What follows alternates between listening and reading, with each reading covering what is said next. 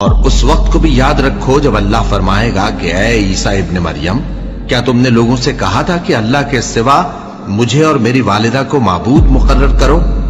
وہ کہیں گے کہ تو پاک ہے، مجھے کب شایع تھا کہ میں ایسی بات کہتا جس کا مجھے کچھ حق نہیں۔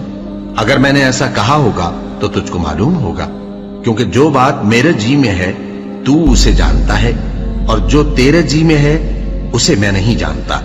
بے شک تو علام الغیوب ہے۔ میں نے ان سے کچھ نہیں کہا بجز اس کے جس کا تو نے مجھے حکم دیا، وہ یہ کہ تم اللہ کی عبادت کرو جو میرا اور تمہارا سب کا پروردگار ہے، اور جب تک میں ان میں رہا ان کے حالات کی خبر رکھتا رہا۔ پھر جب تو نے مجھے دنیا سے اٹھا لیا تو تو ہی ان کا نگراں تھا، اور تو ہر چیز سے خبردار ہے۔ اگر تو ان کو عذاب دے تو یہ تیرے بندے ہیں، اور اگر انہیں بخش دے تو تیری مہربانی، اس لیے کہ تو ہی غالب ہے، حکمت والا ہے۔ اللہ فرمائے گا کہ آج وہ دن ہے کہ سچوں کو ان کی سچائی ہی فائدہ دے گی۔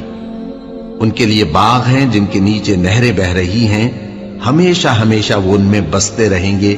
اللہ ان سے خوش ہے اور وہ اللہ سے خوش ہیں، یہی بڑی کامیابی ہے۔ آسمان اور زمین اور جو کچھ ان دونوں میں ہے سب پر اللہ ہی کی بادشاہی ہے، اور وہ ہر چیز پر قادر ہے۔